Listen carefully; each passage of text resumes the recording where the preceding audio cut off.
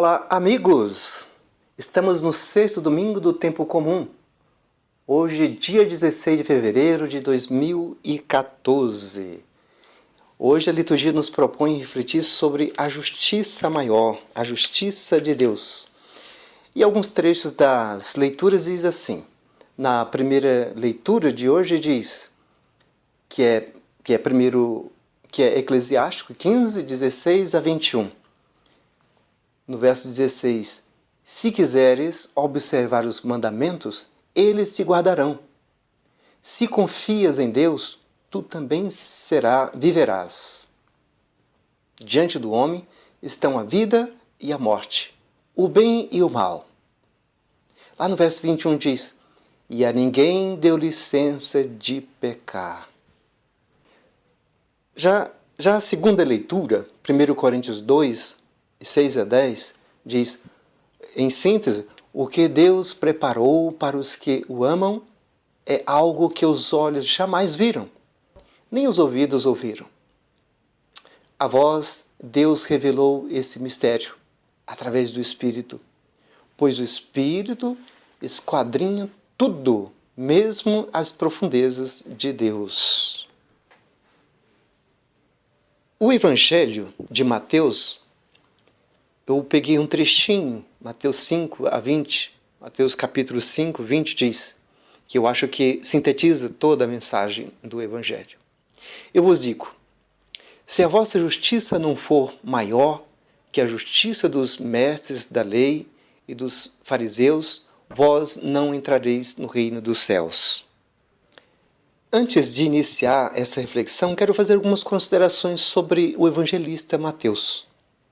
O povo fariseu e judeus acreditava que a salvação viria pelo cumprimento da lei. Jesus pregava que era pela misericórdia, pelo amor. De outra maneira, não seria possível a salvação. Haja visto o mandamento de Jesus de amar e perdoar os inimigos. Jesus está acima da lei. Mateus é alguém que é oriundo de judeus. No seu evangelho, há muito dos ensinamentos rabínicos judeus. A ênfase no cumprimento radical da lei é bem isso que estamos falando. É bom lembrar que, diferentemente de Mateus, São Paulo, apóstolo, fala da maldição que contém na lei. Está lá em Gálatas 3, 10 a 14. São Paulo também fala em Gálatas 2, no verso 21. Não invalido a graça de Deus, porque se é pela lei que vem a salvação, ou justiça, então Cristo morreu em vão. A reflexão que eles apresentam não tem de forma alguma a pretensão de ser um discurso teológico, quem dera, embora tenha alguma fundamentação que o caracterize como um discurso teológico. Porém, a pretensão aqui é, sobretudo, um esclarecimento catequético, já que também é assim que compreendo a pretensão do evangelista Mateus nesse trecho, do capítulo 5, 17 ao verso 37. Feito essa introdução, a nossa reflexão se inicia, portanto, falando sobre tudo da justiça de Deus, a justiça maior. Assunto central na liturgia de hoje, acentuado sobretudo no Evangelho de Mateus. A liturgia de hoje coloca esse assunto, sobretudo, numa tentativa de educar para uma vida iluminada pela prática da justiça de Deus, desde as pequenas coisas, a fim de que se caminhe com segurança para a salvação. O evangelista escreveu tendo como destinatários as comunidades judaicas cristãs, e nós pegamos carona nessas orientações mesmo sem sermos de religião ou de cultura judaica, mas de uma cultura pós-moderna e de religião cristã. As comunidades cristãs estavam acostumadas a seguir e cumprir a lei anunciada pelos rabinos judeus, presente no Antigo Testamento. A lei apresentada agora, a partir de Jesus, é a nova lei. Que lei é essa? A nova lei está bem melhor esclarecida no Catecismo da Igreja, no parágrafo 1972, no capítulo 2, na parte que fala da salvação de Deus, a lei e a graça. A nova lei é também denominada de lei de amor, porque leva a agir pelo amor infundido pelo Espírito Santo e não pelo amor. Uma lei de graça por conferir a força da graça para agir por meio da fé e dos sacramentos. Uma lei de liberdade, pois nos liberta das observâncias rituais e jurídicas da antiga lei. Nos inclina a agir espontaneamente sob o impulso da caridade e, enfim, nos faz passar do estado de servo, que não sabe o que o seu Senhor faz, para o de amigo de Cristo, para o estado de amigo de Cristo. Porque tudo o que eu vi de meu Pai, eu vos dei a conhecer, disse Jesus. Ou ainda, para o estado de filho herdeiro. A lei nova, ou a nova lei, também pode ser compreendida como está escrito em Mateus 7, no verso 12. Tudo aquilo, portanto, que quereis que os homens vos façam, fazei-o vós a eles, pois esta é a lei e os profetas.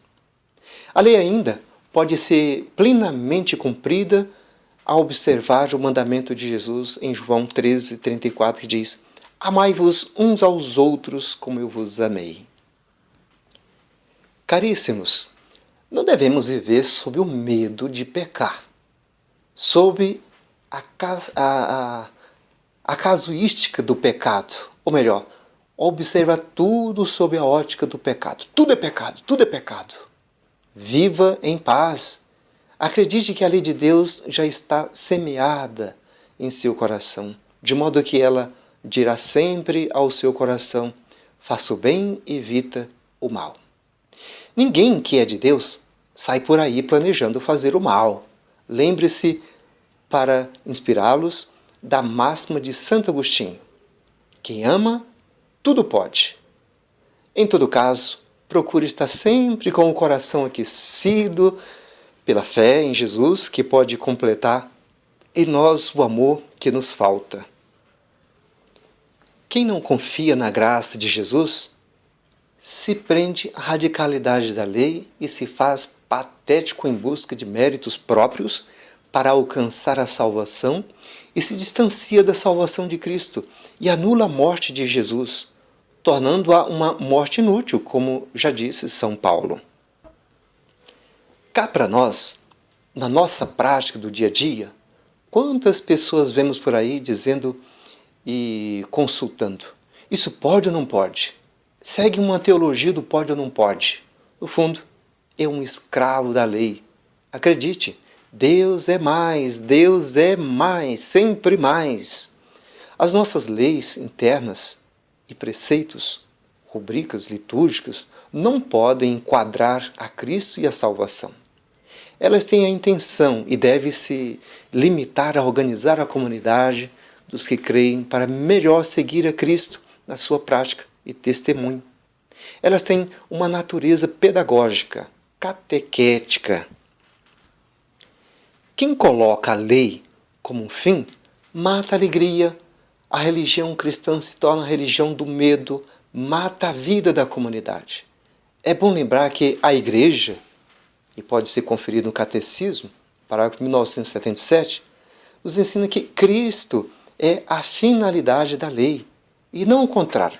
Somente Ele, o Cristo, ensina e concede a justiça de Deus. Justiça aqui que compreendemos como justificação, salvação. Se você quer compreender melhor sobre a justiça de Deus, confira o Sermão da Montanha. Está lá em Mateus 4, verso 23, até o capítulo 7. E a parábola do bom samaritano também, em Lucas 10, do verso 30 a 35. Ela é um bom exemplo do que seja a justiça de Deus.